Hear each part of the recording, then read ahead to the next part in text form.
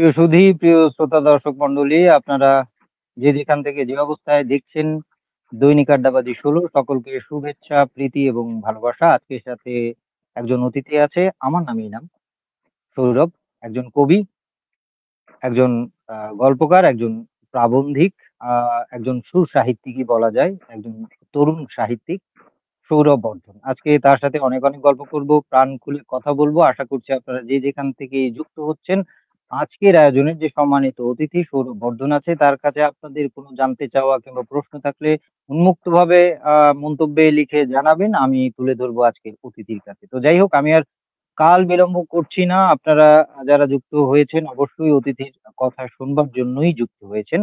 তো আবারও ভালোবাসা জানিয়ে আমাদের প্রত্যেক দিন এর আয়োজনের যে একটা রুটিন থাকে, ছোট ছোট কিছু রুটিন ওয়ার্ক, যে অতিথি থাকে তার ছোট্ট একটা পরিচিতি বলার মাধ্যমে আমাদের আয়োজনটা শুরু করি। তরুণ কবি সৌরভ বর্ধন বর্তমান শতাব্দীর দ্বিতীয় দশকের কবি, পশ্চিমবঙ্গের নদিয়া জেলার শান্তিপুরে বাস করেন। কাব্যগ্রন্থ প্রসূতিকালীন পাঠ, চিহি ফ্যাকশন, ছুটছে নয়ন ঈষৎ নয়নে, মুক্ত গদ্যগ্রন্থ, কবির জখম ও অন্যান্য মিথ্যাচার, কিছু আর্তনাদ, কিছু আত্মনাশ। এই ছিল ছোট করে আজকের আয়োজনের অতিথির পরিচিতি। আর বাকি পরিচিতি বা পরিচয় হব তার কথার মাধ্যমে। আমি আর কাল বিলম্ব করছি না। আহ তো আমরা চলে যাচ্ছি অতিথির কাছে। আজকের আয়োজনে আপনার কুশল এবং শুভেচ্ছা বিনিময় করুন শ্রোতা দর্শকদের সাথে। অনেক ধন্যবাদ। আহ, চিন্তার ঘ্রাণ যে পত্রিকা বা পেজ, তাকে এবং আমারই বন্ধু কবি তানভীর সৌরভকে খুব ভালো লাগছে। সাধারণত ফেসবুক লাইভ বা এই জাতীয় ভিডিও সোশ্যাল মিডিয়াতে আমি সাধারণত করি না, মানে খুব একটা সরগরম নই এসবের মধ্যে। তবুও যেহেতু বন্ধুর আমন্ত্রণ আমি ফেরাতে পারিনি, খুব ভালো লাগছে। দু চারটে কথা বিনিময় হবে। আহ, এই সময়টা, যে সময়টা মানে বাংলাদেশ এবং ভারত দুটো দেশের জন্যই খুব একটা সুখকর পরিস্থিতিতে নেই আমরা। তার মধ্যেও কাব্যিক এবং শিল্পের যে আদান প্রদান, তা যে চালিয়ে যাচ্ছে চিন্তার ঘ্রাণ, এইটা আমাকে ভীষণভাবে আলোড়িত করেছে। আহ, যে একটা মানুষ ক্রমাগত দুপারের কবি সাহিত্যিকদের নিয়ে এই আলাপ আলোচনা, তাদের শৈল্পিক মত বিনিময় এবং এবং এবং শিল্প তো সবসময় আহ সমাজ এবং মানুষকে নিয়েই গড়ে ওঠে। যার ফলে শৈল্পিক যখন আদান প্রদান হবে, তখন কিন্তু তা আসলে একটা দেশ, একটা সমাজ, একটা মনন এবং চিন্তনকেও আদান প্রদান করাবে। তো সেই দিক থেকে এই উদ্যোগ ভীষণই সাধুবাদযোগ্য। আমি ভীষণই মানে অনার্ড ফিল করছি আমাকে এরকম একটা অনুষ্ঠানে আমন্ত্রণ জানানোর জন্য। তবে একটি জিনিস আমি বলি, যে মানে আমাকে প্রথমে আপনি মানে কবি এবং গল্পকার, সুসাহিত্যিক এরকম পরিচয় দিয়েছেন। তবে আমি মোটেই গল্পকার নই, আমি কোনোদিনও গল্প লিখিনি। আহ, যাই হোক, আমি শুধু কবিতাটাই লিখি এবং কবিতা বিষয়ক কিছু গদ্য টদ্য গ্রন্থ লেখা প্রবন্ধ, হয়। হ্যাঁ হ্যাঁ, গদ্য গদ্য লেখা হয়। তো যাই হোক, এইরকম। সেটা আমরা আলাপচারিতার মাধ্যমে আরো জানতে পারবো। আপনি যে কথা বললেন আসলে, আহ যেহেতু দুই দেশের কথা বললেন, যে কথাটা না বললেই নয়, সেটা হচ্ছে আমাদের ভাষা এবং হুম। সংস্কৃতি একই। হয়তো বা একদম। কাঁটাতার আছে মাঝখানে, কিংবা আমাদের কিছু ধর্মীয় বৈষম্যও থাকতে পারে, কিন্তু দিন শেষে বৈষ্ণব। একজন মানুষের বড় পরিচয় তার ভাষা, তার ভাব, তার সংস্কৃতি। তো এই দুটোতে বোধহয় আমাদের কোনো দ্বিমত নেই। বাকি যে দ্বিমত গুলো আছে হুম। ওগুলো বিভিন্ন ইস্যু, রাজনৈতিক ব্যাপার স্যাপার। আমরা ও আলাপে গেলে আর শেষ হবে না। তো ওখানে আমরা জানি বিভিন্ন ফাঁক থাকে, আমরা সে ফাঁকে যেতে চাই না। আমরা যে নিরেট এবং একদম। ভালোবাসাময় একটা ভাব বিনিময় করছি বা করার চেষ্টা করছি, এটা আমরা করে যাব। আর যারা আছেন টিপ, মানে কি বলে, ভেতরে কোচানোর জন্য বা টিটকেরি করার জন্য, করতে দিন না তাদেরকে টিটকেরি, আমরা সেদিকে না থাকি। তো যাই হোক, আর ওই একদম। আজকে বোধহয় একটা কবিতা দিয়েছি নবারুণ ভট্টাচার্যের, যে দিন শেষে গরিবের পাশে কে আছে। ওই যে কবিতাটার নাম বোধহয় কালবেলা। তো দিন শেষে ব্যাপার হচ্ছে, হুম। ক্ষমতা বা ধনী যারা আছে গরিবের পাশে বা আমাদের মতো মধ্যবিত্তের পাশে কেউ থাকে না। আমাদের কামলা খাটতে হয়, ভাত খেতে হয়। সুতরাং কারো ফাঁদে আমরা পা না দিই। আমরা আমাদের এক- জীবনকে একদম। সুন্দরভাবে অতিবাহিত করি। তো যাই হোক, আর শ্রোতা দর্শক যারা যুক্ত হয়েছেন বা মাঝে মাঝে ঢু মেরে যাচ্ছেন, দৈনিক আড্ডাবাজি ১৬র পক্ষ থেকে অনেক অনেক ভালোবাসা এবং শুভেচ্ছা। আর যে কথাটা বলতে চাই, প্রত্যেক দিন আপনারা সকলেই আমাকে অনেক আলোকিত মানুষ বা আলোর ভেতরে দেখতে পারেন। আজকে বিদ্যুৎ, নেট সব বিভ্রাটের কারণে একটু আলো আঁধারিতে আছি। আশা করছি আপনারা ব্যাপারগুলো ক্ষমা সুন্দর দৃষ্টিতে দেখবেন। যেমন লাইভের ভেতরে অনেক সময় যন্ত্রের যন্ত্রণা। লাইভটা আসলে টুক করে বের করে দেয় অতিথিকে কিংবা আমাকে। আবার আসতে হয়। তো এই সবকিছুর একটাই উদ্দেশ্য, সেটা হচ্ছে এই একজন শিল্পীর কথা এবং তার ভাবনা তুলে ধরা। আর সেই তুলে ধরার মাধ্যমে একটা মানুষ যদি হয়, ১০ জন মানুষ যদি হয়, শুনে আনন্দ পায়, উপকৃত হয়, সেটাই প্রাপ্তি। আমি ছোট করেই আরকি কামনা করি, অনেক বড়সড় কামনা করি না। তো যাই হোক, আমি আর কথা বাড়াচ্ছি না, অতিথির কাছে চলে যাচ্ছি যে আজকে ১ম এই যেটা জানতে চাই, আপনার এই যে কবিতায় আসা বা শিল্প সাহিত্য প্রেমটায় আসা, কবিতার প্রেমটা কখন কিভাবে শুরু হলো? আমাদেরকে একটু বলুন। আহ, কবিতার প্রেম শুরু হওয়া বলতে ঠিক তো ওইভাবে নির্দিষ্ট সময় বেঁধে তো কবিতা আসে না। আহ, তবুও যদি মোটামুটি একটা সময়ের বাঁধনে তাকে বাঁধি, মানে যেমন হয় আর কি। আম, মানে ছোটবেলা থেকেই স্কুল লাইফে কবিতার চর্চা ঠিক নয়, সেই সময় তো ওটাকে চর্চা বলা যায় না।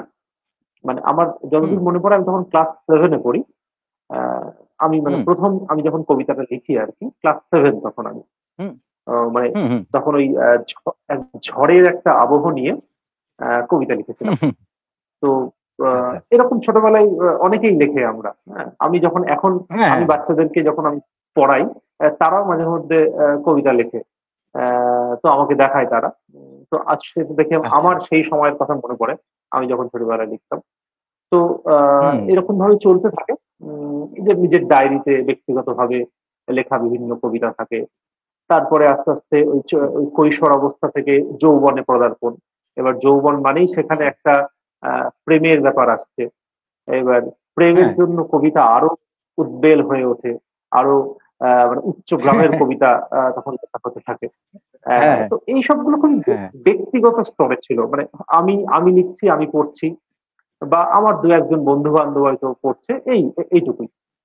কিন্তু কবিতা ছাপা সেই অর্থে কোনো পত্রিকায়, সেটা আমার প্রথম হয় 2009 সালে। তখন আমি ক্লাস 10, মাধ্যমিক হুম, পরীক্ষা দেব এরকম। তখন হুম, আমাদের হুম, শান্তিপুরেরই একটি পত্রিকা, একালের কবিকণ্ঠ নামে, সেই পত্রিকার প্রথম হুম, সংখ্যা ছিল ওটি। সেই প্রথম সংখ্যাতে আমারও জীবনের প্রথম কবিতা প্রকাশ পায় 2009 সালে। তবে সেটা মানে খুবই আচ্ছা। সামান্য একটি কবিতা, মানে এখন তো ওটাকে আর কবিতা বলা যায় না, খুব ছোটবেলার লেখা আর কি।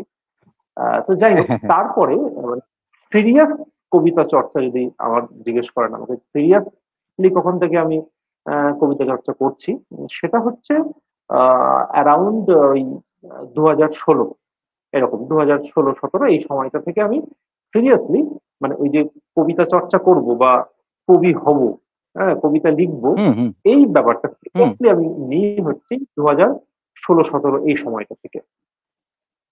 আচ্ছা, আচ্ছা। তাহলে এভাবেই আরকি চর্চাটা শুরু হলো। আমরা জানতে পারলাম এবং সেই মানে কি বলে যে একটু বুঝে শুনে আরকি কবিতায় পদার্পণ করা, সেটাও আমরা শুনলাম। তো এখন যে উপলব্ধি বা এখন যে কবিতায় আছেন এবং যেহেতু মোটামুটি হুম। একটা বছরের পথ চলা হবে? মিনিমাম ৫-৭ বছর, না কত বছর হবে যে পথ চলাটা হচ্ছে কবিতার? আচ্ছা। হ্যাঁ, তো এই 7-8 বছর এরকম, 7-8 হ্যাঁ, তো বছর। ৭-৮ বছরের পথ চলাটা যে হলোই, ৭-৮ বছর কিন্তু হুম। কম নয়। একটা দীর্ঘ পথ। তো এখন যে কি মনে হয় যে কবিতাটাই আমি সারা জীবন করে যেতে চাই, এরকম ফিল হয় কিনা? মানে সেটা আমি কবিতাটাকেই রাখতে চাই। কারণ কবি বা একজন শিল্পী কিন্তু হয়তো সে তার জীবন জীবিকার জন্য অন্য পেশায় যায়, পয়সা কামানোর জন্য, সহজ কথা। কিন্তু তার প্রাণের ভেতরে হ্যাঁ। কিন্তু কবিতাটাই প্রথিত থাকে এবং সে চায় মনে প্রাণে যে এটাই আমার মূল কাজ। বাকিগুলো গৌণ। হুম, হুম। তো এরকম কি ফিল হয় আপনার? একদমই, একদমই, একদমই তাই। হুম, 2022 সালে আমার প্রথম একটি গদ্যের বই বেরোয়, মুক্ত গদ্য আর কি যেগুলোকে বলা হয়। কবির জখম ও হুম অন্যান্য মিথ্যাচার। ওই হুম বইটিতে আমি ওই বইটির শেষ লেখাটিতে আমি এই কথাই বলেছিলাম যে মানে এমন নয় যে আমি মানে অন্য কাজ করি বা অন্য কিছু করার সঙ্গে সঙ্গে অবসর সময়ে আমি কবিতা লিখছি বা কবিতা চর্চা করছি, এমনটা নয়। আমি কবিতাটাই লিখি, এটাই আমার কাজ। অন্য সময় আমি অন্য কাজ করি। কেমন? অন্য কাজ। আমি অন্য হ্যাঁ, কাজ, হ্যাঁ। অন্য কাজের ফাঁকে কবিতা লিখি এমন নয়। মানে কবিতা আমার কাছে মানে অবসর আমি কবিতার যাপন নয়। না না না না বুঝেছি, মানে ব্যাপারটা এরকম যে আমি কবিতার ভেতরেই থাকি, তো তার ফাঁকে হয়তো অন্য কাজ করি, কিন্তু অন্য কাজের অন্য কাজ ফাঁকে কবিতা লিখি না। করতে হয়। হ্যাঁ, হ্যাঁ, হ্যাঁ, একদম। করতে অন্য কাজ হয়। করতে হয়। হ্যাঁ, এই রুজি হ্যাঁ, রুটির জন্য জীবন করতে জীবিকার হয়। তাড়নায়। হ্যাঁ, হ্যাঁ, হ্যাঁ। হ্যাঁ, হ্যাঁ, তো একদম। আমরা যারা ২-১ জন তরুণ হোক বা সিনিয়রও যারা আরকি অন্য কিছুতে তেমন আরকি মনোনিবেশ করতে পারেনি বা যত কবি দেখেছি, হয়তো তারা জীবন জীবিকার কারণে, কারণ কলকাতায়ও বোধহয় বা পশ্চিম বাংলায়ও বোধহয় এরকম, আমি সঠিক জানি না, আপনি ভালো বলতে পারবেন। যে বাংলাদেশে আসলে হুম, কবি একটা পেশা হিসেবে তো গড়ে ওঠেনি বা অনেকে মনে করেনও না। কিন্তু পেশা না, অপেশার চেয়ে বড় যে ব্যাপারটা, যে কবিতা লিখে দুটো ডাল ভাতের ব্যবস্থা, পেশাদারিত্বের জায়গা বাদ দিলাম। তো হুম, সেই না, পরিবেশ, পরিস্থিতি বা সামাজিক ব্যবস্থাটা তৈরি হয়নি। তো আপনাদের ওখানেও বোধহয় তৈরি হয়নি। মানে আপনাদের ওখানে কি এরকম আছে যে কেউ কবিতা লিখে তার জীবন জীবিকা চালাচ্ছে পুরোপুরি?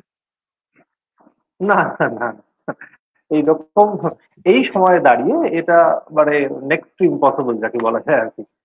অসম্ভব ব্যাপার। আচ্ছা। কারণ এখন তো তা একটি একটি হ্যাঁ। একটি কবিতার বই প্রকাশ হলে সেটা বিক্রি হয় কত কপি? এটা মনে হয় যে এটা টাকার উৎসটা সেটা কোথা থেকে আসবে? হ্যাঁ, তাই না? কোথা থেকে আসে? কবিতা লেখাকে এখানে কবিতা আপনার লেখাকে অ্যা হুম, হুম, বলুন। বলুন, বলুন, বলুন, বলুন।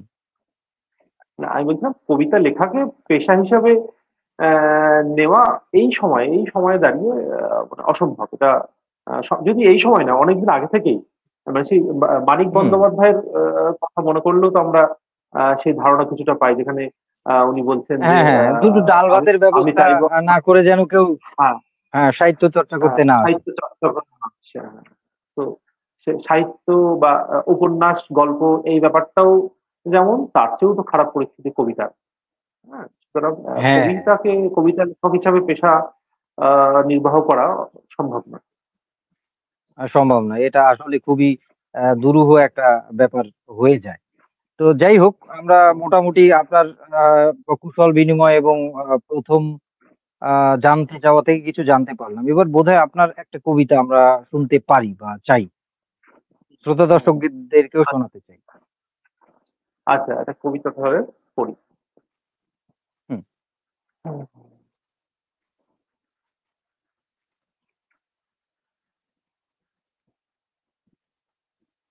আচ্ছা। একটি কবিতা আমার কয়েক মাস আগে আমার একটি ছোট্ট কবিতার বই প্রকাশিত হয়েছে। 'ছুটছে হুম, হুম, নয়ন হুম। ঈষৎ নয়নে' নামে। আচ্ছা, তো সেই বইটি আচ্ছা। থেকে একটি কবিতা আমি পড়ছি। ছোট্ট একটি কবিতা 'বেলা শেষে'। কবিতার নাম হুম, হুম। 'বেলা শেষে'। অসীম এই আলোর কথা শোনো, এই যে পায়ের তলায় এত অন্ধকার লুকিয়ে রেখেছে আগুন, তার কোনো ছায়া নেই। এই যে দৌড়ে যাচ্ছে নিঃসঙ্গ মানুষ উৎসারিত আলোর দিকে, আমি কি একাই মুখ তুলে থাকবো? এত দীর্ঘ দীর্ঘ এই গাছ ধরে হাঁটতে হাঁটতে আমার সকল বেলা ফুরিয়ে যায়। ছোট বাহ! কবিতা, কিন্তু আপনি ছোট্ট এসেছিল। একটা আরেকটা ছোট কবিতা শুনে ফেলি। আপনার হাতে যেহেতু বই আছে, শ্রোতা দর্শকদেরকে একটু আনন্দ দেবার চেষ্টা করছি। আচ্ছা, আচ্ছা, ঠিক আছে। আচ্ছা, পরের কবিতাটা পড়ি। কবিতার নাম হচ্ছে পাখিপুঞ্জ। মাঝির জন্য অপেক্ষায় বোরো ধান স্থির হয়ে আছে। হাটকানো ক্ষেতের ভেতর বহু কোমর জলের তলায় ২৫ হাত পানির কৃষিকাজ। কৌড়ির বুকের মধ্যে ঢেউ। আমি দেখিনি বলেই এখন চাঁদ্রে পোহায় পাখিপুঞ্জ। বিছানার গায়ে যত দ্বন্দ্ব আমাকে কি শুনতে লেগে পাচ্ছেন? আছে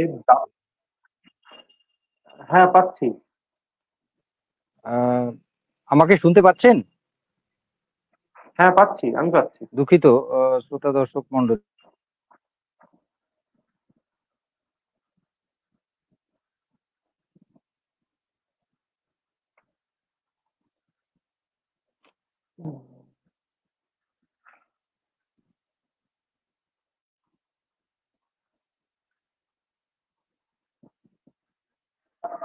তো কবিতাটা আবার আমি নতুন করে শুরু করি।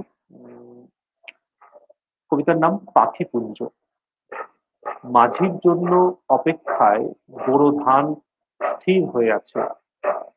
খাটকানো ক্ষেতের ভেতর বহু কোমর জলের তলায়, 25 হাত পানির কৃষিকাজ। কৌড়ির বুকের মধ্যে ঢেউ। আমি দেখিনি বলেই এখন চাঁদ্রে পোহায় পাখিপুঞ্জ।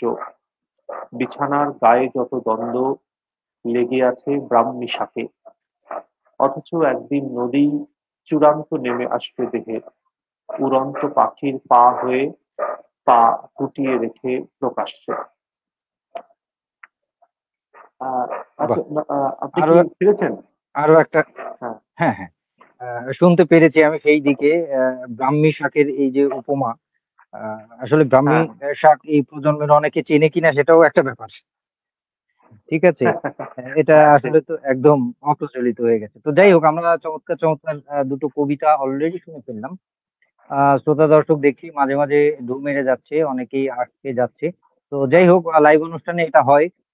এই লাইভ অনুষ্ঠানের মূল উদ্দেশ্য হচ্ছে এই যে মানুষকে কিছু জানানো কবির কথা এবং কবিতার কথা। আর সাথে এর আরো একটা বড় উদ্দেশ্য হচ্ছে এগুলো আপনার সাথে আলাপের সময় বোধহয় আমি বলেছিলাম যে ডকুমেন্ট হিসাবে রেখে দিচ্ছি আমরা, সময়ের চিহ্ন, সময়ের কথাবার্তা, সময়ের ভাবনা।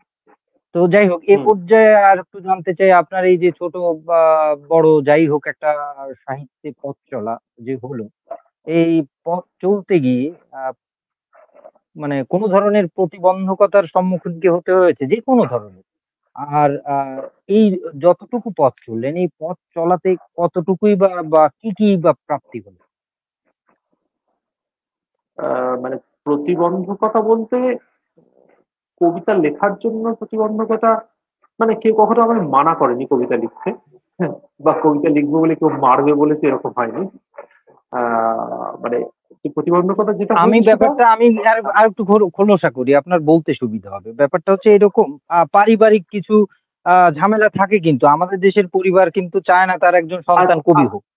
তারপরে হ্যাঁ, হ্যাঁ, সামাজিক একটা ব্যাপার থাকে যে আমি লিখতে গিয়েছি, লিখছি, কিন্তু এই যে আমরা সিন্ডিকেট প্রথা কিংবা লবিং প্রথা এটাও দেখি আমরা। এই দুটো ব্যাপারটা, মানে এই ব্যাপারগুলোর প্রতিবন্ধকতা বলছি। যে কোথাও দেখা যাচ্ছে একজন কবি গিয়েছেন, সে ওই দলের বা তাদের মতের না, এজন্য তাকে হেয় প্রতিপন্ন করা হলো কিংবা পাশ কাটিয়ে রাখা হলো। এই ব্যাপারগুলো একটু জানতে চাচ্ছি।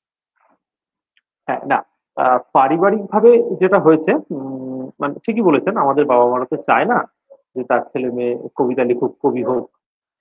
খুব স্বাভাবিকভাবেই, কারণ তারা জানে কবিতা সে লিখবে মানেই সে এক প্রকার উচ্ছন্নে যাবে আর কি। তো বাবা হুম। মারা যেটা চায় না। তো আমার পরিবার থেকেও হয়েছে এরকম, বাবা মা চায়নি। কিন্তু হুম। সন্তান চাইছে ওটা করতে, সেই জন্য খুব প্রবলভাবে কখনো বাধাও দিতে পারেনি। বলেছে, বুঝিয়েছে হুম। যে এই পথ থেকে সরে আসতে, ইত্যাদি ইত্যাদি। কিন্তু যখন দেখেছে না ছেলে শুনবে না, আর এটা সম্ভব নয় তার পক্ষে শোনা, তখন ছেড়ে দিয়েছে এক প্রকার। আরেকটা বাধা যেটা হয়েছে সেটা হচ্ছে মানে এই মানে রুটি রুজি বা হুম। আর্থিক সচ্ছলতার একটা প্রশ্ন এসে যায়। কারণ আহ, হুম। আগেই বললাম, আমি আমি আমি তো মানে নিজেকে ফুল টাইমার কবি হিসাবে দেখি। তো হুম। মানে কবিতার পেছনে যদি অধিকাংশ সময় দিতে হয়, সেক্ষেত্রে নিজের মানে এই অর্থ উপার্জনের জন্য যে কাজ, সেই কাজে ব্যাঘাত পড়ে যায় বা সেই কাজের জন্য সময় কমে যায়। এই একটা প্রতিবন্ধকতা আমার সামনে, মানে এখনো এখনো আমার সামনে মানে প্রবল ভাবে দাঁড়ায় এটা। তো এই হুম। দুটো প্রতিবন্ধকতা ব্যক্তিগত দিক থেকে। আর একটা প্রতিবন্ধকতা যেটা আপনি বললেন যে মানে সিন্ডিকেট ব্যাপার, মানে কবিতার জগতে বিভিন্ন হ্যাঁ, হ্যাঁ, পত্রিকা বা হ্যাঁ। এই যে কবিতার বিভিন্ন দলাদলির যে গোষ্ঠী। ব্যাপারটা। হ্যাঁ, হ্যাঁ। হ্যাঁ, হুম। দলাদলি ব্যাপারটা।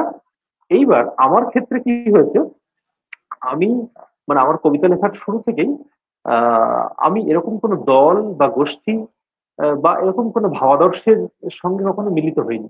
মানে এই যে প্রতিষ্ঠানগুলো, তাদেরকে আমি কখনো হুম। পাত্তা দিইনি, গুরুত্বই দিইনি তাদেরকে কখনো। কারণ আমি প্রথম থেকেই জেনেছি কবিতা লেখা হচ্ছে ভীষণই ব্যক্তিগত কাজ।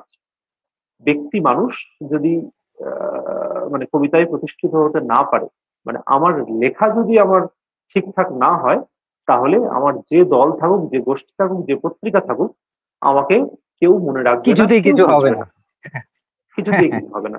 সুতরাং এইসব হ্যাঁ। প্রতিষ্ঠান বা গোষ্ঠীগুলোকে আমি আমি নিজে থেকে কখনো পাত্তা দিইনি, যার ফলে হুম। তারাও আমাকে কখনো গুরুত্ব দেয়নি। মানে তার প্রতি তো তারা প্রতিবন্ধকতা সৃষ্টি আচ্ছা, করে বা বাধা আরো দেয়, একটু যাকে তারা প্রতিবন্ধকতার গুরুত্ব দেয়। আমি যুক্ত করি মানে এই ফাঁকে ব্যাপারটা আপনার দৃষ্টিভঙ্গি বা আপনার জানাশোনাটা আমরা জেনে নিতে পারবো।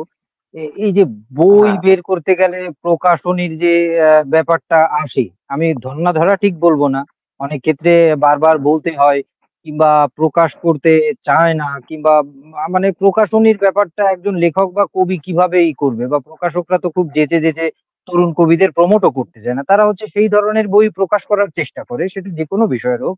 যা বেচে তাদের হুম, দুটো পয়সা হবে। এটাও আবার তাদেরকে পয়সা। আমি বদনাম দিচ্ছি ব্যাপারটা এরকম না। কারণ তাদেরও তো একটা ব্যবসা প্রতিষ্ঠান, সেটা চালিয়ে রাখতে হবে। এই ব্যাপারগুলো, এই একদম, একদম। প্রতিবন্ধকতাগুলো মানে কিভাবে মূল্যায়ন করেন আপনি? মানে এইটা নিয়ে বলতে গেলে আমার একটা খুব তিক্ত অভিজ্ঞতা আছে এই বই প্রকাশের ব্যাপারটা নিয়ে। সেটা আচ্ছা, হচ্ছে আচ্ছা, আচ্ছা। মানে আমি এখন আর বলি না যে আমার প্রথম বই প্রকাশিত হয়েছিল 2018 সালে। কেমন? 2018 আচ্ছা। সালে আমার প্রথম যে বইটি, সে বইটাকে আমি হুম। মানে লজ্জায় লুকিয়ে রাখি, বা বলি না সচরাচর কাউকে। তো আপনার হ্যাঁ, হ্যাঁ। অনুষ্ঠানে বলে ফেলছি। কারণ সেই তিক্ত আচ্ছা, অভিজ্ঞতাটা। সেটা হচ্ছে আচ্ছা, আমার প্রথম বই প্রকাশিত হয়েছিল যেদিন, আমি জানতে পারি আমার বই প্রকাশ হয়ে গেছে, আমি হুম, জানতে পারি। এরকম একটা ব্যাপার। মানে হয় না আচ্ছা, অনেক সময় যে মানে তরুণ কবির হ্যাঁ, বই প্রকাশ হবে, সেই জন্য বিজ্ঞাপন দেওয়া হলো, যে হ্যাঁ, মানে পাণ্ডুলিপি আহ্বান করা হয়। হ্যাঁ, সেখান হ্যাঁ, থেকে বাছাই করে পাণ্ডুলিপি পরে বই আকারে প্রকাশ করা হয়। তো এরকম একটি হুম, বিজ্ঞাপন দেখে আমি পাণ্ডুলিপি পাঠাই। হুম। পাঠানোর পর মানে আমার পাণ্ডুলিপি যে মনোনীত হয়েছে, আমার পাণ্ডুলিপি যে বই আকারে প্রকাশ হবে, এরকম কোনো নিশ্চয়তা বা এরকম কোনো তথ্যই খবর আপনার আমাকে কাছে দেওয়া নেই। হয়নি। না। হ্যাঁ, হ্যাঁ, হ্যাঁ। অথচ অথচ মানে বই প্রকাশের সম্ভবত ২-১ দিন আগে আমি আ আমারই ২-১ জন বন্ধু মারফত, মানে ফেসবুকের বন্ধু মারফত জানতে পারি যে আমার নাকি বই প্রকাশিত হচ্ছে। এবার আমি তো তখন আকাশ আচ্ছা, ভেঙে আচ্ছা। পড়েছি যে আমার বই কি করে প্রকাশিত হয়? হ্যাঁ, আমি তো জানি না। হ্যাঁ, হ্যাঁ। আ হুম। তো যথারীতি আমি ওই সেই ফেসবুকের মানে ওদের বিজ্ঞাপনটা দেখলাম যে অমুক তারিখে আ তরুণ কবি সৌরভ বর্ধনের বই প্রকাশিত হবে। অথচ সৌরভ বর্ধন আচ্ছা। জানে না। জানি না। তারপরে বই না, ব্যাপারটা বই প্রকাশ ব্যাপারটা কিন্তু আবার বই অন্যরকম প্রকাশিত একটা হয়ে যায়। আনন্দ আছে। হ্যাঁ, হ্যাঁ, হ্যাঁ। তারপরে? বই প্রকাশিত হয়ে যায়। তার বেশ কিছুদিন পরে আমি মানে আমি নিজে উদ্যোগ নিয়েই আবার বইগুলো সংগ্রহ করি। আ হুম, তারা আমাকে কিছু বই দেয়। আ কিন্তু ওই হুম। ব্যাপারটা একটু খারাপ লেগেছিল আমার যে আমার জীবনের ১ম বই প্রকাশ হবে, অথচ সেই অনুষ্ঠানে বা আমি জানি না। সেই প্রকাশের সময় আমি থাকতে পারলাম না, আমি জানতেই পারলাম না। এই ব্যাপারটা খুব খারাপ লেগেছিল আরকি। সেই আচ্ছা, জন্যই আচ্ছা। বললাম। একটা তিক্ত অভিজ্ঞতা। হুম। তো যাই হোক, এখন ব্যাপারটা মোটামুটি বা ছোট, ছোট বিষয়গুলো আমরা জেনে নিলাম। আরেকটু বড় বিষয়ে জানবো। তার আগে কি আমরা ছোট হুম, আরেকটা কবিতা শুনে ফেলবো নাকি? উম হ্যাঁ, কবিতা শোনানো যায়। হ্যাঁ, তাহলে চলুন আমরা আ আরেকটা কবিতা শুনে ফেলি। হ্যাঁ, কবিতা শোনাই।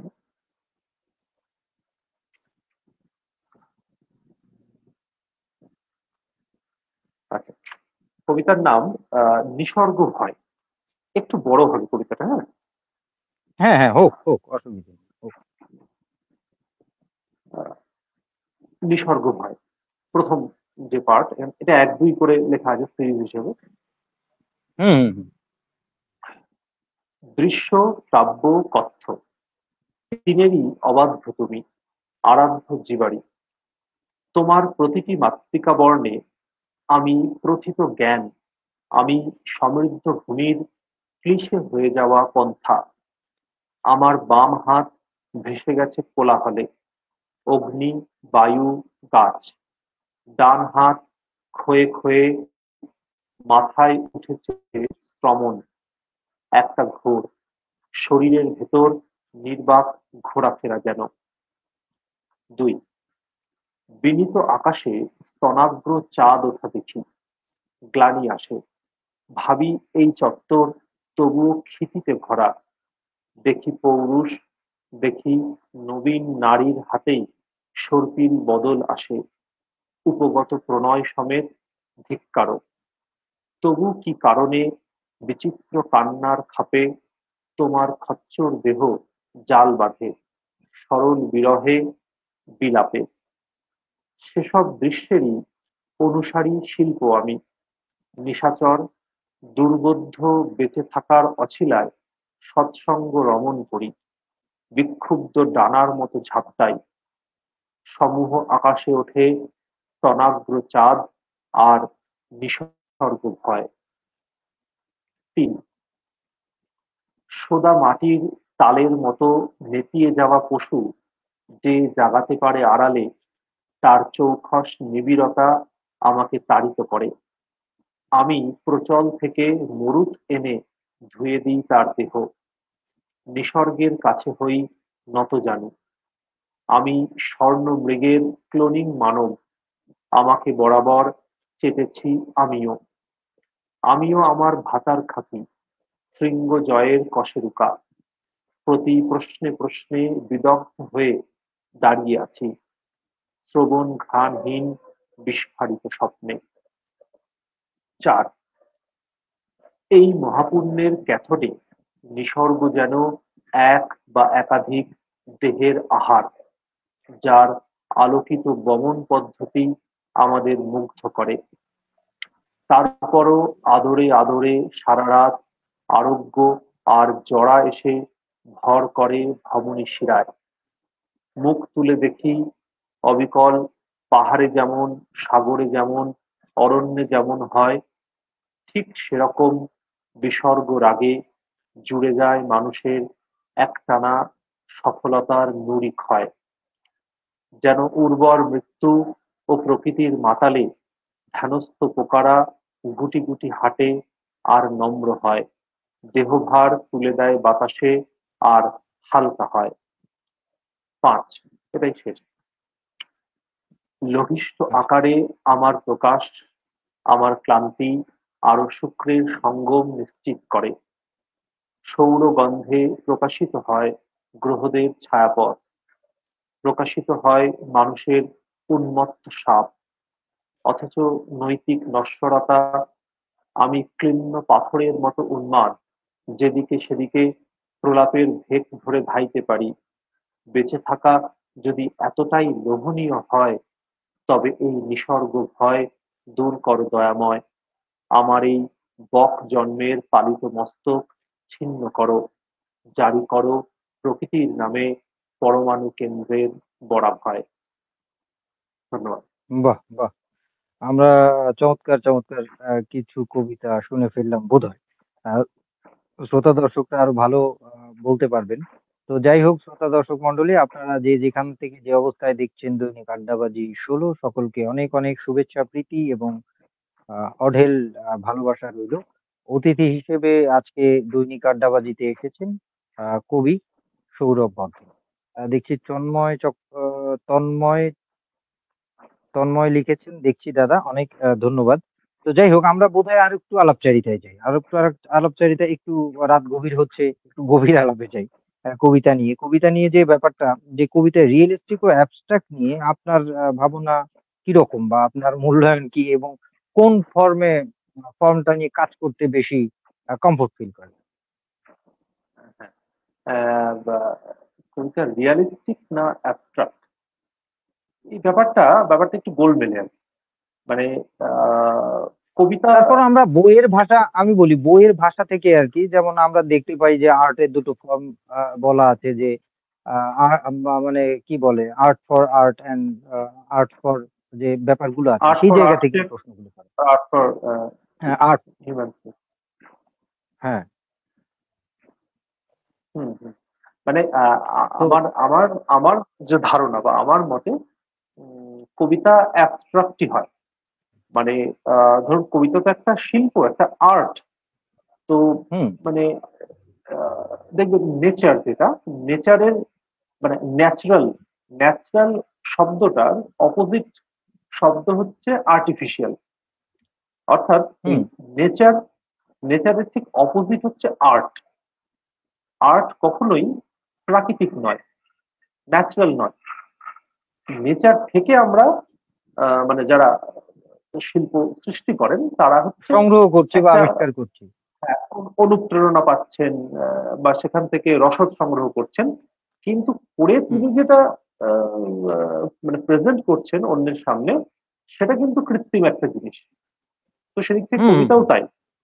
এবং হচ্ছে আহ, আহ, মানে এই বর্তমান এই সময়ে দাঁড়িয়ে আহ, এই কবিতা রিয়ালিস্টিক নাকি অ্যাবস্ট্রাক্ট, এই ব্যাপারটা ঠিক আমার মনে হয় মানে এই ব্যাপারটা একটু আহ, এরকম প্রশ্ন আসা উচিত নয়। কারণ এই সময় দাঁড়িয়ে কবিতা সাধারণত অ্যাবস্ট্রাক্টই হয়।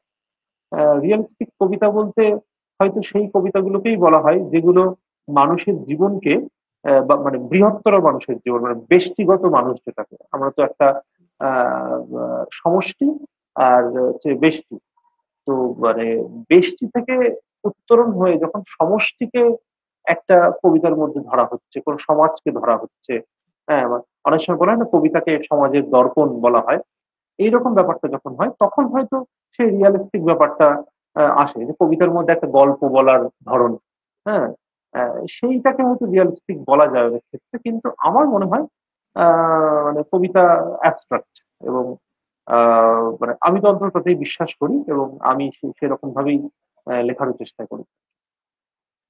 আচ্ছা আচ্ছা, এর সাথে আরো একটু ব্যাপার, মানে যেটা নিয়ে হুম, আসলে বাজারে যে আলাপ চলে মানুষের ভেতরে, কবি আড্ডায়, শিল্পী আড্ডায়, সেখান থেকেই এই প্রশ্নগুলো তুলে আনা, যে আপনার বা যেই শিল্পীর সাথে আড্ডা দিচ্ছি সেই শিল্পীর ভাবনাটা কি সেটা তুলে ধরার জন্য। হুম, তো এর সাথে যে বা হ্যাঁ, মানে শিল্প সাহিত্যে বা কবিতা এক্সপেরিমেন্টাল একটা ব্যাপার আছে। তো এই হ্যাঁ, এক্সপেরিমেন্টাল ব্যাপারটা কি, মানে আপনি কিভাবে দেখেন, এটা কি প্রত্যেক শিল্পীরই করা উচিত নাকি?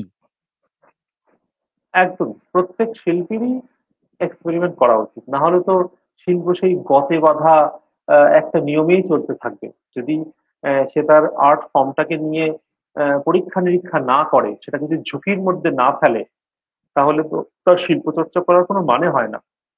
সে তো তাদের শিল্পী নয়, সে হচ্ছে কারিগর। মানে একজন কারিগর মূর্তি তৈরি করে, আর একজন শিল্পী সে মূর্তি কিন্তু সৃষ্টি করে। যে সৃষ্টি করে সে শিল্পী। আর স্কাল্পচার। যে তৈরি হ্যাঁ, যে করছে, হুম।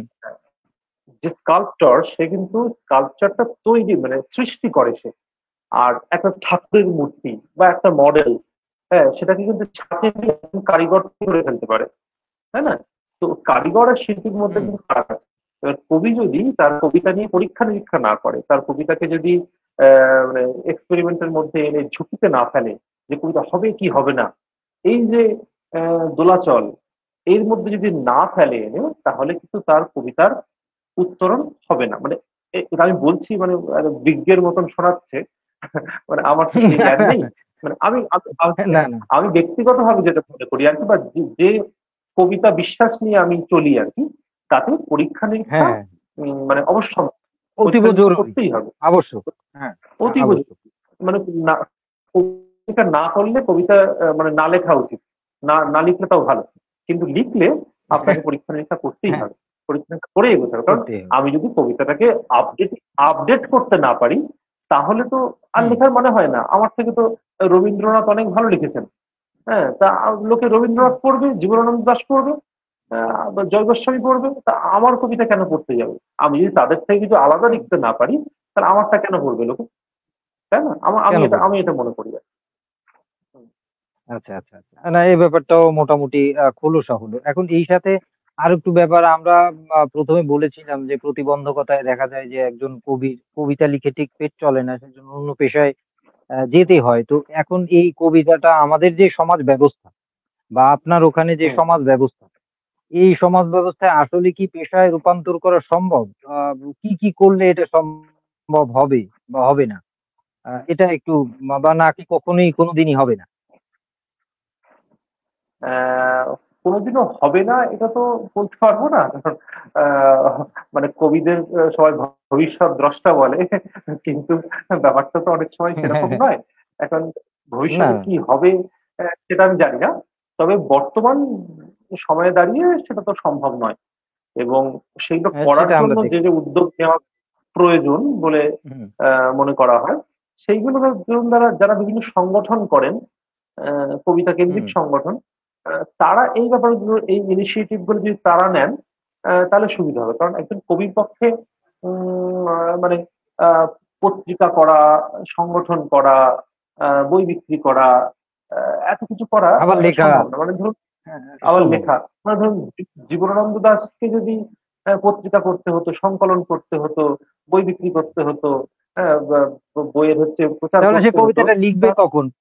সে তা- পড়বে কখন, লিখবে তাহলে কখন, আর এক্সপেরিমেন্টই কখন চালাবে? হ্যাঁ, হ্যাঁ, এই হচ্ছে ব্যাপার। তো কবির কাজ লিখে যাওয়া।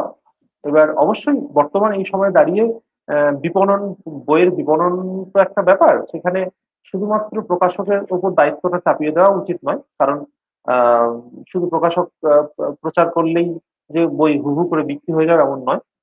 কবিকেও ভীষণভাবে সেই বিজ্ঞাপনের প্রচার বা তার বইয়ের বিপণনের জন্য ব্যবস্থা করতে হয়। না সহযোগিতা করলে করতে এই হবে, হ্যাঁ, অবস্থা সহযোগিতা। সহযোগিতা হ্যাঁ, করতেই হ্যাঁ, হবে। হ্যাঁ, প্রকাশক বা যারা কারণ প্রকাশক আছে তাদেরকে, তার বা দৃষ্টিকে সংগঠন যারা আহ, করে তাদেরকে সহযোগিতা করতে হবে।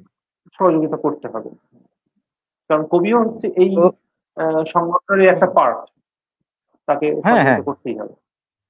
করতেই হবে। তো যাই হোক, এখন আর একটু এই যেহেতু বা মানে কি বলে, পেশাদারিত্বের বই বেচা কিনা ব্যাপারটা গেল, তো আমাদের যারা পাঠক আছে, এখন আমাদের পাঠক যে হিউজ পরিমাণ, ব্যাপারটা কিন্তু এরকম না, যে কোনো বইয়ের পাঠকই বলছি। তো আমাদের সমাজে এই বই কেনা, বই পড়ার অভ্যাসটা আসলে বাড়ানো, কিভাবে বাড়ানো সম্ভব বলে আপনার মনে হয়? কারণ বই বিক্রি এবং বই পড়ার পাঠক কিন্তু খুবই কম। হুম। না, এইখানে আমার একটা জিনিস মনে হয় যে, ধরুন মানে একটা সময়ে ছিল মানে বিনোদনের মাধ্যম হিসাবে, কিন্তু এই যে টিভি, মোবাইল বা সিনেমা, হুম, এখন তো ওটিটি, এইসব ব্যাপারগুলো এসছে। আগে তো হুম, এই ব্যাপারগুলো হুম, ছিল না। বিনোদনের প্রধানত মাধ্যম ছিল এই পুস্তক, বিভিন্ন লাইব্রেরি বা বইয়ের দোকান থেকে, বা পত্রিকা। তো তখন তো পত্রিকারও প্রচুর হুম, বিক্রয় ছিল। এবার হুম, এখন যেহেতু বিনোদনের অজস্র মাধ্যম চলে এসছে, তাই মানুষ কিন্তু বইকে আর মানে বিনোদনের মাধ্যম বা অবসর যাপনের মাধ্যম হিসেবে 95% সাধারণ মানুষ আর বইকে গণ্য করেন না বিনোদনের মাধ্যম হিসাবে। আর হুম, হুম, সংখ্যালঘু আমরা যারা আছি, আমরা যারা সংখ্যালঘু হুম, আছি, যে আমরা বইকে হুম, ভালোবাসছি বা বইকে বিনোদনের মাধ্যম মনে করছি আমাদের, সেই হুম, মাধ্যমটা এখন হয়ে গেছে যেটাকে বলা যায় মানে একটা বৌদ্ধিক বিনোদন, যেটা মানে বৌদ্ধিক যে চর্চাটা হয়, সেই চর্চার হুম, হুম, বিনোদন হিসাবে এখন কবিতা বা গল্প, সেগুলোকে ধরা যায়। কারণ আর পাঁচটা সাধারণ মানুষ, সে কিন্তু বইকে কখনোই তার বিনোদনের মাধ্যম হিসাবে এখন এই সময় দাঁড়িয়ে নিতে পারবে না। সেই মানুষই নিতে পারবে যার বৌদ্ধিক চেতনার একটা অন্যরকম বিকাশ হয়েছে, মানে শৈল্পিক বিকাশ হয়েছে। সে হয়তো বইকে বা কবিতাকে, গল্প উপন্যাসকে নিতে পারবে। তাই এই সময় দাঁড়িয়ে বইয়ের যে খুব বিপুল পরিমাণ বিক্রি হবে, যেটা এখন সেটা ওই মানে হরর, কল্পনাটা। থ্রিলার, হুম, এই জাতীয় বইয়ের যে ব্যাপারটা এখন মোটামুটি হয়, আহ, সেই রকম কিন্তু থ্রিলার কবিতার জনরা, ক্ষেত্রে হরর হওয়া সম্ভব। কমিক্স। হ্যাঁ, হ্যাঁ, হ্যাঁ, হ্যাঁ, হ্যাঁ, হ্যাঁ। সেইটা কবিতার ক্ষেত্রে হওয়া হুম, সম্ভব নয়। কারণ কবিতার পাঠক তো চিরকালই অল্প, নিবিষ্ট পাঠক। ওই ওই ওই গুটিকত পাঠকের কথা ভেবেই কবিকে কবিতা লিখতে হবে, অথবা সবচেয়ে ভালো হয় মানে নিজেকে ভেবেই নিজে কবিতা লেখা। এছাড়া অন্য উপায়, এই যে, মানে জনপ্রিয় হ্যাঁ, হ্যাঁ, হয়ে ওঠার উপায় বর্তমান সময়ে দাঁড়িয়ে, মানে যদি সে সিরিয়াসলি কবিতা চর্চা করে বা মানে ওই আপডেটেড কবিতা বা আগামী দিনের হুম, কবিতা হুম, লিখতে চায়, তাহলে তার পক্ষে কিন্তু এই হুম, জনপ্রিয় হয়ে ওঠার সম্ভাবনা বেশ কম। খুব কম, খুব কম। হ্যাঁ, এটা এটা সত্য কথা। তো যাই হোক, মোটামুটি আমরা আলাপচারিতা করতে করতে 40 মিনিট পার করে ফেলেছি। শ্রোতা দর্শক মন্ডলী যারা মাঝে মাঝে ডু মেরে গিয়েছেন কিংবা পরবর্তীতে দেখবেন কিংবা এখনো সাথে আছেন সকলকে দৈনিক আড্ডাবাজি ১৬ র পক্ষ থেকে অনেক, অনেক শুভেচ্ছা, প্রীতি, ভালোবাসা রইলো। আপনারা আপনাদের মূল্যবান সময় ব্যয় করে ১ মিনিটও যদি অনুষ্ঠানটা দেখেন, আমি আমি খুব মানে ছোট, ছোট করে এইজন্য বলি, অনেকেই ভাবে যে ১ মিনিট বলে, একজন দর্শক বলে। আসলে আ মানে হিউজ তো কল্পনা করা যায় না। ওই যে বললেন কবিতার জায়গা, শিল্পের মেইনস্ট্রিম শিল্প বা মেইন যেগুলো পেইন্টিং, কবিতা কিংবা উচ্চাঙ্গ সংগীতের দর্শক, শ্রোতা কিংবা পাঠকের সংখ্যা কম, বরাবরই কম। হুম, তো সুতরাং বরাবর। সেখান থেকে যদি ২জন ৫ জন মানুষও এটা দেখে, দেখে অনুপ্রাণিত হয়, আনন্দিত হয় কিংবা কোনো বিষয়ে উপকৃত হয়, কোনো একটা কথা তাকে নতুন একটা দিক উন্মোচন করে দেয়। সেটাই আমি প্রাপ্তি বলে মনে করি। আমার নিজের লেখালেখি হোক, আ আরেকজনের সাথে আলাপচারিতা হোক, এটাই মূল উদ্দেশ্য। তো যাই হোক, হুম, আপনারা আপনাদের মূল্যবান সময় ব্যয় করে ২, ৪, ৫ মিনিট হোক বা পুরোটা সময় কিংবা অনেকে রেখে দেন। আমাকে অনেকেই বলে যে, "অনুষ্ঠানটা রেখে দিয়েছি, পরে দেখব।" এটা আমার জন্য খুবই ভালো লাগার একটা ব্যাপার। তো যাই হোক, আপনাদের প্রতি অনেক, অনেক কৃতজ্ঞতা আপনারা যে দেখেন এবং সময় ব্যয় করে। তো আমি আর কথা বাড়াচ্ছি না। যেহেতু লাইভ অনুষ্ঠান করছি, তো সেখানে সময়েরও কিছু ব্যাপার থাকে। আ হিউজ গল্প করার অপশন থাকে না। তো যাই হোক, হ্যাঁ, আমরা আপনার কাছে একদম যেহেতু শেষ দিকে আমরা চলে এসেছি। এখন শেষে বোধহয় একটু কবিতা শুনবো। তারপরে আমরা আজকের আয়োজন শেষ করি। দেখি একটা কবিতা, তাই তো? ঠিক আছে। হ্যাঁ, হ্যাঁ, হ্যাঁ, কবিতা পড়ি। আহ ২০২৩ সালে আমার একটি বই প্রকাশিত হয়েছিল, চিনিফেকশন বলে। হ্যাঁ। সেই আচ্ছা, চিনিফেকশন এই থেকেই শেষ। শব্দটা আমি একটু আম আ ফেক ফেকশন না ফিকশন? ফেকশন, চিনিফেকশন। আচ্ছা, আচ্ছা, চিনি আচ্ছা, আচ্ছা। ওকে, ওকে। মানে নামটা কোনো ফিউশন আর কি। এখন যেমন ফিউশন করার খুব ট্রেন্ড হয়েছে। তো এই হ্যাঁ, হ্যাঁ, আমি একটা সময় ওই যে এক্সপেরিমেন্টের কথা বললাম। তো একটা সময় আমি হ্যাঁ, এরকম কবিতা দিয়ে এক্সপেরিমেন্ট শুরু করি। যেখানে বিভিন্ন শব্দের ফিউশন আ তৈরি করা শুরু তৈরি করেছিলাম করার আমি। চেষ্টা করেছিলেন। হ্যাঁ, হ্যাঁ, হ্যাঁ। হ্যাঁ, এবং আমি আমি খুব মানে গর্বের সঙ্গে এবং প্রকাশ্যেই বলি, আমি কবিতা মানে বানিয়ে লিখি আমি কবিতা। ঠিক আছে? এখানে কোনো আমার মানে রাগ ঢাক লজ্জার কোনো ব্যাপার নেই। অনেকে স্বভাব কবি হুম, হন। মানে এমনি কবিতা তাদের বেরিয়ে আসে। আমি ওরকম নই। হুম। আমি রীতিমতো কবিতা বানিয়ে লিখি। চেষ্টা করে, চর্চা করে কবিতা কা বানিয়ে লিখি আমি। কারিগরের মতো তৈরি করি আরকি। একদম নিজেকে আমি হচ্ছে মানে কবিতা বানিয়ে লিখি, সত্যি কথা বলতে। তৈরি কবিতা আমার। আমার কোনো কবিতাই হচ্ছে হ্যাঁ, হ্যাঁ। মানে স্বভাব কবিত্বে বেরিয়ে এসছে, কাব্যের সুরমূর্ছনা এইরকম কিছু নয় আমার। সবই হচ্ছে বানিয়ে লেখা কবিতা। তো আচ্ছা, আচ্ছা। ওই ২০১৯, ২০, ২১ এই সময়টা আমি কবিতা নিয়ে এক্সপেরিমেন্ট করতাম। তারই ফলশ্রুতি হচ্ছে এই চিহি ফেকশন। চিহি হচ্ছে হুম। ওই ঘোড়ার যে দাঁত, ওকে চিহি বলে। ডাক, সেখান হ্যাঁ, থেকে চিনি এই ডাক। হ্যাঁ। হ্যাঁ, হ্যাঁ। তো সেখান থেকে এই নামটা তৈরি হয়েছিল, চিহি ফেকশন। একটা হুম। লম্বা সিরিজের সিরিজ ছিল ওটা। সেই সিরিজেরই শেষ দুটো কবিতা আমি তাহলে এই অনুষ্ঠানের শেষে পাঠ করছি এখন। কেমন? জি, জি। পড়ুন। উম হ্যাঁ, পড়ুন। তো ৫১ নম্বর কবিতা। যে বৃষণগ্রস্ত জীর্ণ মৃতদেহ, খেজুর পাতা পরিহিত জলযান, শরীরের ধ্রুপদী লিনতাপ শুষে এতকাল হাঁটছে, সে এইমাত্র উড়ে যাবে আকাশে। তাকিয়ে থাকো, তার স্বয়ংক্রিয় আবির্ভাব অবশ্যম্ভাবী এখন।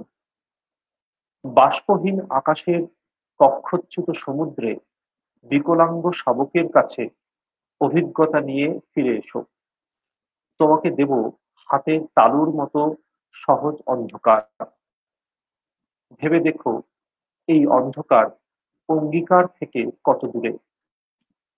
সেখানে ঘড়ির কাঁটায় আহত প্রাণী শুশ্রূষা করেন যিনি, তিনি সত্যদ্রষ্টা। কবিদের লালসায় ক্ষতবিক্ষত হয়ে আছেন। তার ক্রোধের সীমা বহুদূর বিস্তৃত। ইন্দ্রিয়ের চলাচল তিনি এতটাই সীমিত করেছেন যে শিকস্তি ও পয়স্তির মাঝে স্বসাগরা তফাৎ ভুলে গেছেন। রোদের খড়ম পড়ে শুয়ে আছেন প্রভু। নুন ফুটে উঠছে তার শরীরে। সে কি স্বাভাবিক? এত জল, এত আবরণ কোথায় পেল সে? এমন উচ্চতায় নিশ্চুপ বসে থেকে আহরণ করল খাদ। অথচ নৌকা নির্মাণ শেষে তার সমস্ত ভিক্ষুক দূর হয়ে যায়। পরের কবিতা 52 নম্বর। হুম, সমূহ প্রক্ষোভ তুমি দ্রবময়ী, তোমার জন্য উন্নত কঙ্কালতন্ত্রের টোপ, দিলে ভেসে ওঠা জীব, টেনে ছিঁড়ে ফেলা তরবারি, সংক্রামক ব্যাধির জন্য নহে এই সব ঘ্রাণ। এই পত্রকূটে বসে সমস্ত হকিকত স্বচ্ছ পানির সৌষ্ঠবে অভিভূত, মুগ্ধতম হাল। তুমি দুর্বার হয়ে ওঠো, বিশদে জানতে লগ অন করো শের, আপাদ নখশির, অথবা মখমল পেটের ভেতর খাদ্যের জারণ। আত্মীকরণের সময় ভালোবাসো, অন্তর হতে বিদ্বেষ বিষ নাশো। আমি নিরাগমন হেতু এসেছি তোমার দ্বারে, হে সুরেশ্বরী, জঙ্গম প্রিয় উদ্বমন, শব্দের প্রান্তে দাঁড়িয়ে শব্দকে রমণ করো, তলিয়ে যাও, নিজস্ব চক্র ও অক্ষদণ্ড ধার দাও আমাকে, ঋণ পরিশোধে আমি পারঙ্গম, বিব্রত পুষ্পস্তবক, মাতৃভাষায় প্রার্থনা ছড়িয়ে ছাড়িয়ে শব্দকে আমি সযত্নে গ্রথনা করেছি তুরীয় হাহাকারে। ফলত এই কাব্য কোনো আহাজারি নয়, নীল সিন্ধু ছেঁকে তোলা ফেরাউনের সৎকার মাত্র। ধন্যবাদ। বাহ! বাহ! আরো একদম আজকের আয়োজনের শেষ বেলায় আমরা আরো চমৎকার, চমৎকার দুটো কবিতা শুনলাম। অনেক ধন্যবাদ ও ভালোবাসা। আর আপনার এই বইয়ের কবিতাগুলো যেহেতু আমার হাতে বই নেই, আম বা বোধহয় আমরা ২ দেশে থাকার কারণে নেই। থাকলে হয়তো চলে আসতো আমার কাছে। হ্যাঁ, যেভাবেই হোক আমি নিয়ে আসতাম। তো এখন যেটা আপনার কবিতায় বোধহয় কোনো শিরোনাম নেই।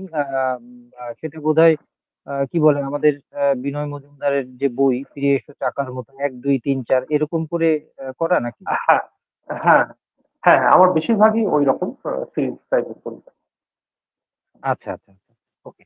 তো মোটামুটি আমরা জানলাম। এখন শেষ বেলায় আরেকটু জানবো, জেনে আয়োজন শেষ করব। সেটা হচ্ছে শ্রোতা দর্শক যে ২, ৪, ৫ জন, ১০০ জন, ২০০ জন যারা দেখবেন তারা আরকি জানলো যে আপনার নতুন কি প্রজেক্ট বা নতুন কি কাজ হাতে আছে বা আগামীতে পেতে যাচ্ছে আগামী বছর কিংবা ২ বছর পরে কি কাজ আহ, করছেন? সেটা সেটা হচ্ছে ওই মানে আগামী বইমেলায় একটা সম্ভাবনা আছে, হতেও পারে নাও পারে। সেটা হুম, হচ্ছে ভাট কবিতা। ভাট কবিতা নামে একটা কবিতার সিরিজ আমি দীর্ঘদিন ধরে লিখছি। দীর্ঘদিন বলতে তাও প্রায় ৪-৫ বছর ধরে আমি ওটা আচ্ছা, লিখছি। ভাট কবিতার তো একটু ছোট সেই করে এক লাইনে বলুন না। মানে ভাট কবিতাটা কি? আমরা এটা জেনে রাখি ভাট, ফাঁকে যেহেতু পেয়েছি। হ্যাঁ।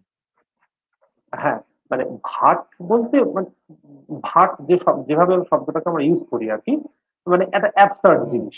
হুম, হুম, হুম, বলে না হুম। ভাট বকছি আর কি। হ্যাঁ, তো হুম, হুম। আমরা আচ্ছা, যেমন আচ্ছা। কবিতা লিখি, সাধারণ মানুষ কি মনে করবে, এদের তো মাথা মুন্ডু কিছু নেই, কি উল্টো পাল্টা বকছে, সব শব্দের পাশে শব্দ বসিয়ে দিয়েছে, এরকম একটা মনে করে অনেকে আর কি, যারা আবহমান জনপ্রিয় কবিতা লেখে তারাও মনে করে। হুম, তো হুম, তাদের প্রতি একটা বিদ্রুপ বা ব্যঙ্গও বলতে পারেন, যে নিজের কবিতাকেই ভাট স্যাটায়ার। বলা, অ্যাবসার্ড বলা। হুম, মানে হুম। সেটা সেইটা খুব একটা কেউ সাহস দেখাবে না এই কথা বলার, যে নিজের কবিতায় কেই নিজে বলছে হচ্ছে অ্যাবসার্ড, সে ভাট জিনিস। হুম। তো আচ্ছা। আমি আমি এটা গত ৪-৫ বছর ধরে এটা করার চেষ্টা করছি, যে ভাট কবিতা এই শিরোনামে। মানে হয়তো কবিতার অবয়ব তাদের থাকবে না, কবিতার মতন শোনাবেও না তাদের, অথচ আমি আমি ওটাকেই হুম, কবিতা বলছি। হুম, এই বলাই তো আমার ব্যক্তি স্বাধীনতা আছে, সুতরাং আমি বলতেই পারি। আচ্ছা। তো যাই হোক, সেই রকম ভাবে একটা জিনিস সামনে আনার একটা চেষ্টা করছি। জানি না হবে চলছে কিনা, আরকি। দেখা যাক। হ্যাঁ, হ্যাঁ, না, চলছে। না, আশা রাখছি যারা পাঠক আছেন তারা পাবেন, আমরা পাবো। এটা আশা রাখছি। কারণ যতক্ষণ শ্বাস ততক্ষণ আশ। তো যাই হোক শ্রোতা দর্শক একদম। মন্ডলী আপনারা দেখছিলেন দৈনিক আড্ডাবাজি ১৬ অতিথি হিসেবে আজকে ছিলেন সৌরভ বর্মন, একজন কবি এবং সবসময় কবি ভাবনায় তিনি কবিতা মানে কাজের অবসরে কবিতা লেখেন না, কবিতার অবসরে অন্যান্য কাজ করেন। এটা একটা বড় ব্যাপার ফিল করার মতো। তো যারা সত্যি অর্থেই কবিতা লেখে সিনিয়র যাদের সাথে আলাপ হয়েছে বা অনুষ্ঠানে, অনুষ্ঠানের বাইরে সমবয়সী বা অনুজ আর কি, বয়সের দিক থেকে বলছি। তো এরকম যাদের সাথে কথা হয়েছে যারা সত্যিকার অর্থেই কবিতা লেখে, আসলে এরা কবিতার একটা ঘোরেই 24 ঘন্টা থাকে। ঘুমোতে গেলে কবিতা সাথে নিয়েই ঘুমোতে যায়। এরা সবাইকেই দেখেছি, এরা কবিতার ফাঁকে অন্য কাজ করে, কবিতার ফাঁকে দাঁত ব্রাশ করে, দাঁত ব্রাশ করার ফাঁকে কবিতা লেখে না। মানে আমি একটা মজা করার, ফান করার জন্য বললাম কথাটা, কিন্তু ব্যাপারটা এরকম। হ্যাঁ, হ্যাঁ, তো যাই হোক, শ্রোতা দর্শক মন্ডলী, আপনারা যারা দেখেছেন অবশ্যই অবশ্যই ভালোবাসা। আর আজকের আয়োজন যেহেতু একদম শেষ পর্যায়ে, আমরা চলে যাব আজকের অতিথির কাছে। আজকের আয়োজনে আপনার বিদায় শুভেচ্ছা সকলের সাথে বিনিময়। হ্যাঁ। আহ, অনেক ধন্যবাদ সকলকে, যারা আমাদের সঙ্গে এতক্ষণ ছিলেন বা ছিলেন না, পরে হয়তো শুনবেন বা নাও শুনতে পারেন। এটা ব্যক্তিগত ব্যাপার। কিন্তু আমার এবং তানজিৎ সৌরভের মধ্যে, আমাদের এই দুই সৌরভের মধ্যে যে কথোপকথন হলো, এটা আমি তো ভীষণ উপভোগ করলাম। এবং এই যে নিজের দুটো কথা, একটা বহু দূরের একজন মানুষ যে আমারই ভাষার, তার সঙ্গে শেয়ার করতে পারলাম, এটা একটা পরম প্রাপ্তি। মানে আর কেউ শুনলো বা না শুনলো, অন্তত একজন মানুষ তো শুনলো। এইটুকু হ্যাঁ, হ্যাঁ। প্রাপ্তি অনেক। আর হচ্ছে এই সামনে কিছু কবিতা পড়তে পারলাম, কবিতা নিয়ে দুটো কথা বলতে পারলাম।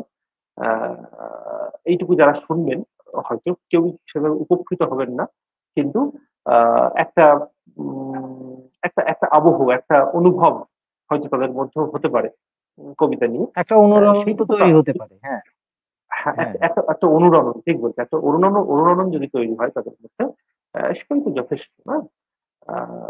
তো হুম। অসংখ্য ধন্যবাদ সকলকে।